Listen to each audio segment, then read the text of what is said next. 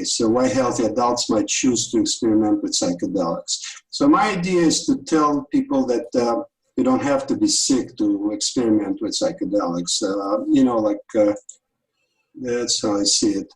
So there are a couple of organizations that were mentioned in Michael Pollan's book. One is called MAPS, and the other is called Council on Spiritual Studies. And so these links can connect you to the websites of those organizations.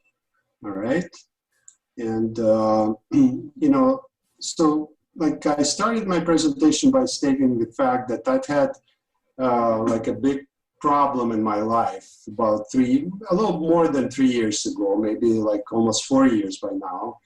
And that appeared after surgery. So not only did I have like this abusive job, but I also had a surgery, which was for like an optional kind of deal. I wanted to eliminate GERD. You know what is GERD?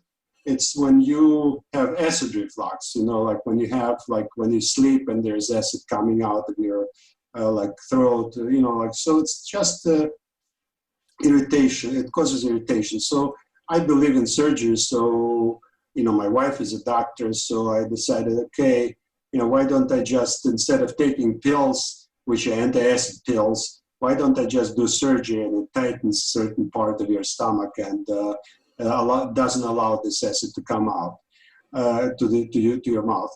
So I did that surgery and it proved to be a mistake because I had serious complication and I had to recover for a period of 6 months and, nearly died. Like I stayed 2 months at the hospital, 4 months at home, but eventually I came out of it. I went to work and I continued working for another few years. So, I worked it out. But right after this surgery, I had clinical anxiety, which was very, very unpleasant. I couldn't sleep. I had sensation all over my body. It was really bad. And so, I had to go to psychologist, and I was on Lexapro for 9 months.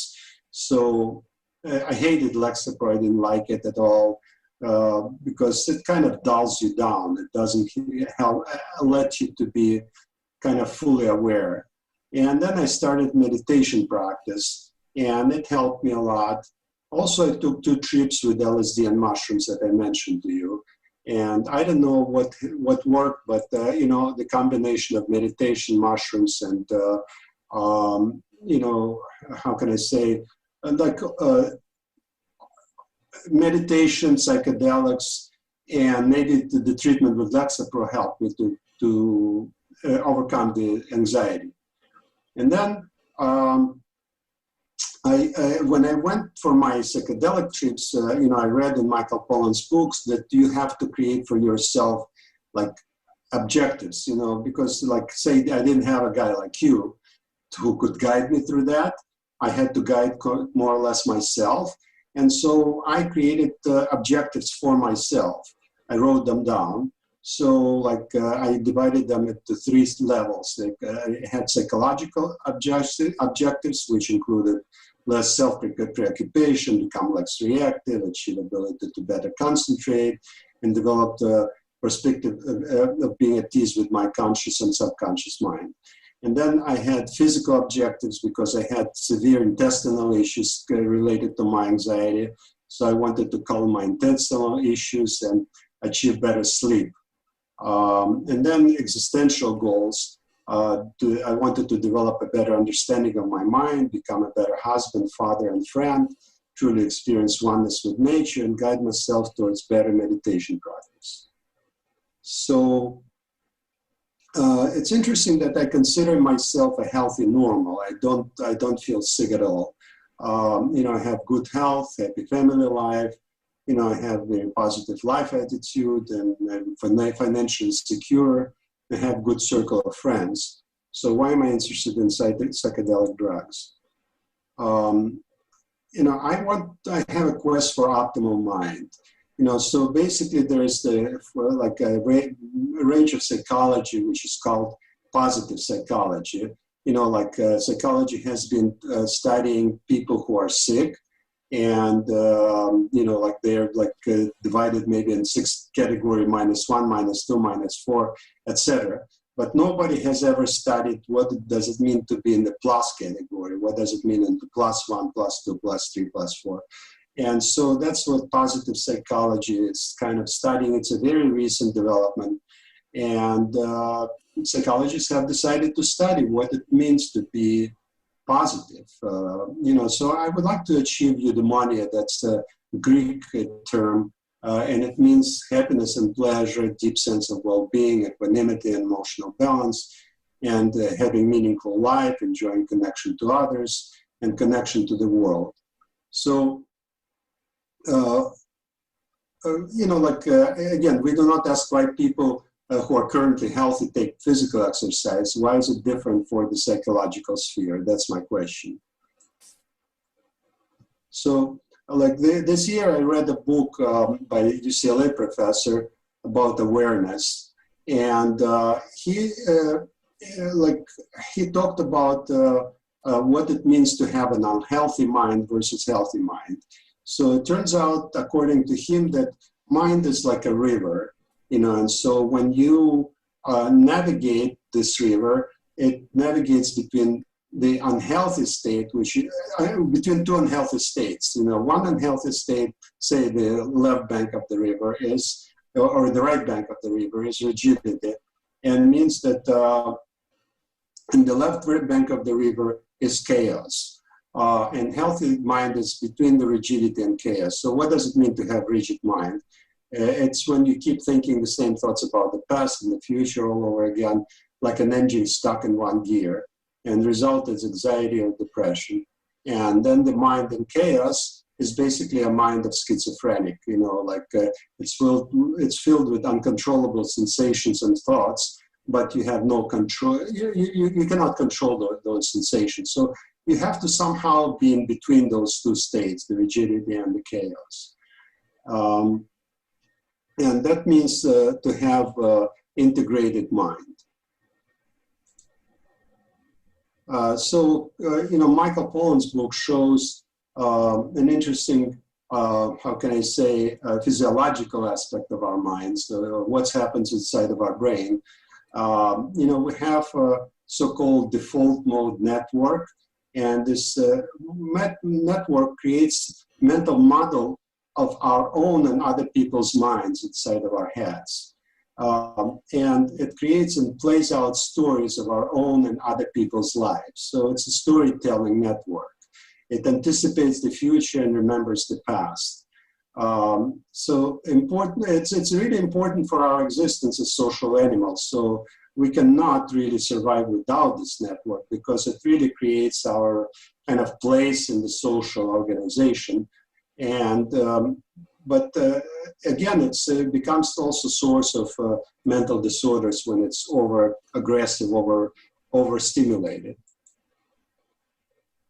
So, this picture shows how, the top of the picture shows how regular people experience this, default mode network. It's usually based in the center of the brain, it's the front of the brain, and it spreads all over from the front to the back, but only in the middle. It doesn't cover the sides of the brain. The sides of the brain are totally uninvolved in that process. And so, according to this professor from UCLA, Daniel Siegel, it's this overregulated default mode network. It's like a schoolyard bully who displaces the other kids in the schoolyard. So it's so strong, this sense of self, this idea that we are so important to ourselves, and the stories that are playing in our mind are so incredibly important to us that we do not want to think or hear anything else in our lives. We are becoming stuck in this one gear. And a person who is involved in concentrated activity while performing meditation, accessing his or her feeling, or taking psychedelic drugs quiets this default mode network. So this default mode network that is just in the center quiets down and lets this other sides of the brain play. So like at the beginning, at the bottom, you see the brain on LSD, and the brain is fully integrated, meaning that all of its areas are lit up. So instead of just lighting the center or the middle of the brain, the entire brain gets involved into mental activity. And this is another illustration of a well-integrated brain. So like the mind results from brain self-organization. And the more connection a region has with the other regions, the healthier the brain and the mind is. Health integrated brain is like a map of commuter air flights. So this is like on the right-hand side is the brain that is integrated, say it's on the psilocybin or LSD. It becomes very, very interconnected. And the brain, which is thinking about like the past or the future, and the person who is not meditating, is shown on the left side. It's so that shows like long flight paths, you know, like as if you're flying from one coast to the other, but nothing in between. So there are very few interconnections. So again, you know, the interconnections are essential for an integrated brain.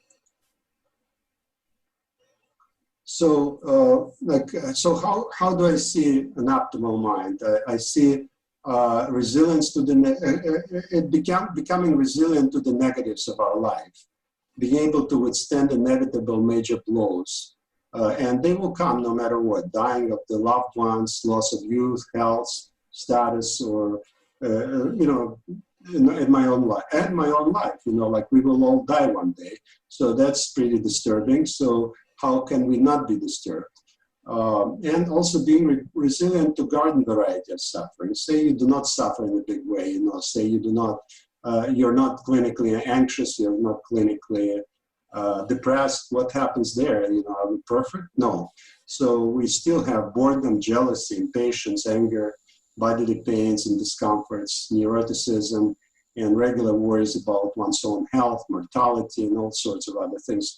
So, you know, we should develop openness to positives as well as resilience to negatives. What kind of objectives do I have in psychedelic experience? I think that one of them could be just as simple as fun and learning, positivity.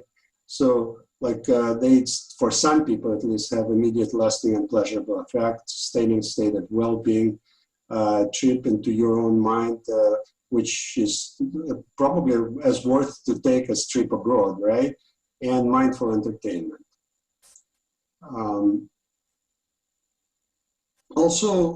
You know, like Michael Pollan talks about, you know, these things reboot the brain. You know, it's sort of like the brain is sort of like snow cone, and it creates like this paths for like sleds that keep sliding along the same path all the time. But if you cover the snow cone with new snow, then you start sliding along different paths. So it's greater brain plasticity. It also relaxes default mode network and the sense of self. And again, you know, like that means that you start getting more integrated brain. It leads towards more flexible emotions and thinking. And due to the extreme suggestibility, one can suggest oneself his or her own mental goals for the trip, which is what I did, you know, I mentioned to you earlier. Then, you know, one can also have enhanced meditative practice, which I do. And that's because you are able to return to the mind states achieved during the psychedelic trip. So once you've done this trip and you've realized that your mind is capable of accessing certain levels of calm and, how can I say, just certain states that you can return to, that means that you can do it during the meditative practice. Then also you create a sense of better connection to other human beings. You know, people on LSD usually do not start a war. And also enhance understanding of the mind's of a mind and improve creativity. So because I like science, I want to understand the mind, but you cannot gain direct route to other people's minds. So that's the only way that you can study a mind, by studying your own mind. And ability to study and better understand minds of other people comes through that process. And you also improve your creativity and imagination, possibly. I mean, that's at least anecdotal evidence. Also, you know, there's intense spirituality concept. You know, like people say that you generate lasting feeling of oneness with other human beings, feeling of oneness with the nature and universe. And you know, sometimes people think that spirituality is optional, but I think that it's not optional, because we are very much, how can I say, beings which evolved to be cooperating with others. And so spirituality just shows us a path to be more connected. We cannot be disconnected. People who are disconnected die early. You know, it's a known fact that you know, people who are not connected to others are sicker, physically sicker, mentally sicker, and live shorter lives. Also, there's an objective of transcendence, you know, because people have always yearned for primary mystical experience. I mean, it's sort of like artistic pursuit maybe, but it's still a pursuit which is very common to different cultures. And there's the universal desire for transcendence, which in my view, it's desire to see the ultimate reality. I mean, you know, like in his book, you know, like Doors of Perception, Huxley said that, you know, we are capable of perceiving just a tiny slice of reality, because basically that's the only slice that is useful for our survival. But there's a lot more if we wanted to see it. And so, like, our evolution has not allowed us to develop senses for seeing the reality which is greater than or broader than what it is for us, because we just need certain slice of it to survive.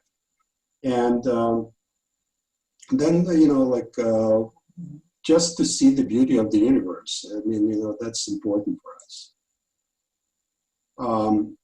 You know, here's the most controversial idea that I have, that I think that we are moving towards developing a global mind. You know, like, I mean, there are people who are like Elon Musk or some others who are developing brain-computer interfaces that will allow us to either transmit our own, you know, like thoughts to others, or receive the thoughts from other people. And so, like, basically, they're like microchips that will be, you know, maybe using radio waves or maybe using optical fibers, but somehow they will connect brains of people to each other. And so we will be forming a superorganism. In fact, we already are doing part of it through our social networks and things of that sort. And each human will be a single cell in that superorganism. So nonverbal communications will take place between humans, and you know, we will be able to understand each other much better, and love will become universal and natural.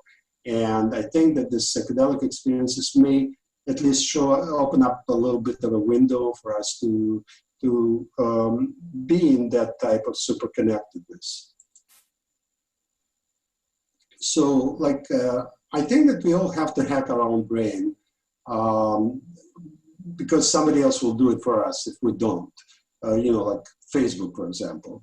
You know, so like there are a lot of advertising companies and social media and, you know, how can I say, political people who are trying to hack our brains. And if we do not resist and hack our own brains, then they will hack our brains. So how can we do that?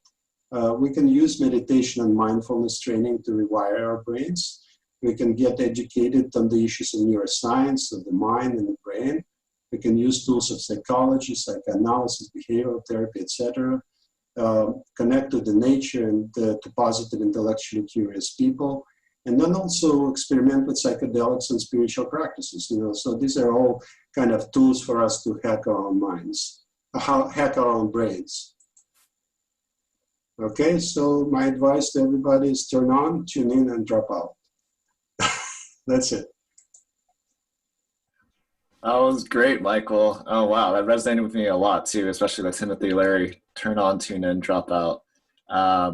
Him and Robert Anton Wilson and Carl Jung are one of my, a few of my biggest influences on just consciousness and exploration. So you hit it right in the nail when you said that we are all going into this transition of love and understanding, and also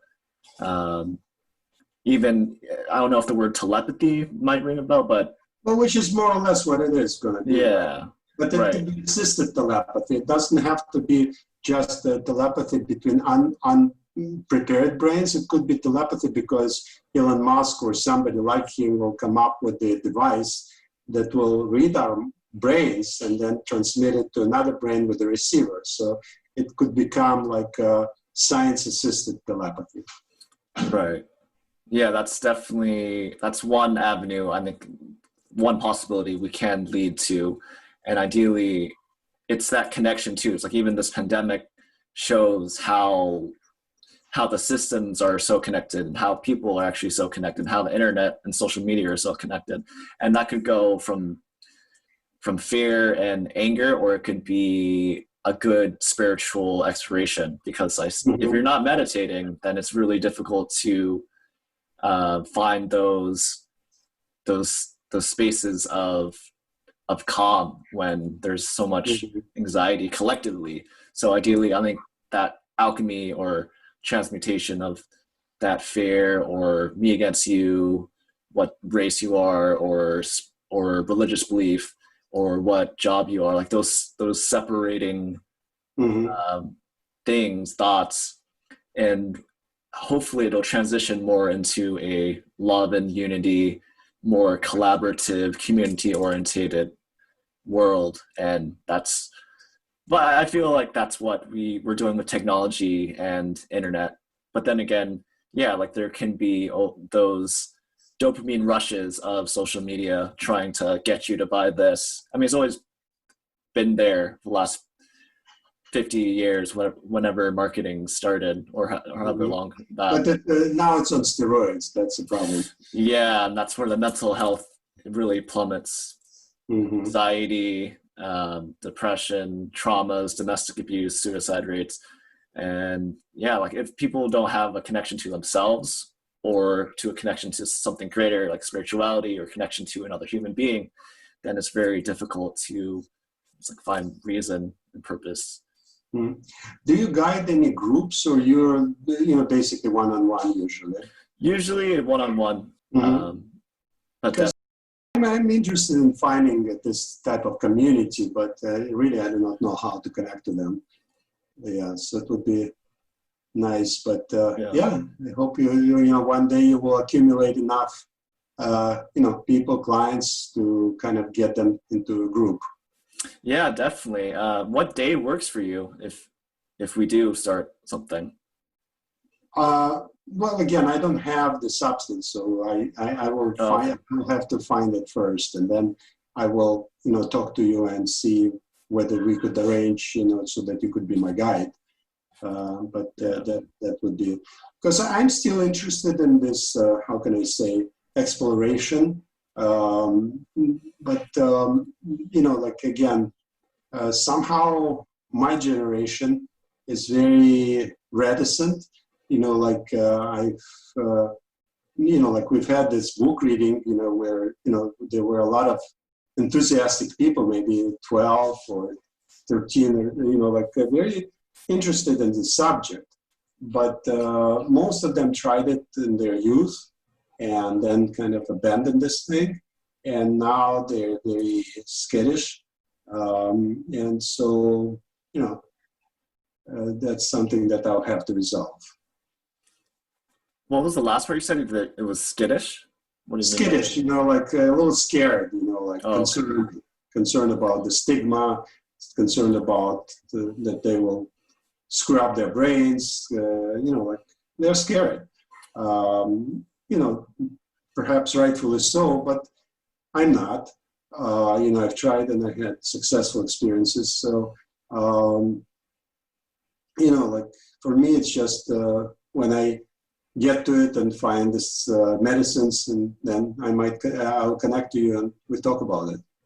Yeah, definitely. And I do believe too the main fears too is like fear of death and fear of ridicule. It's like, and especially if you know, like I could think of my grandparents, you know, like they would be scared, or my dad or something, right? It's just like they're so used to a certain process or a certain way of doing things that's like it's completely out of their belief system to do it. Right, So right. it's just like, you know, actually the group that I've been connected to, they're much more advanced. You know, that's the interesting part, that they are more, how can I say, open to this thing, but on the more of a theoretical level than the practical level. Yeah, so that's where it stands. So actually, nice talking to you, and nice you as well, Michael.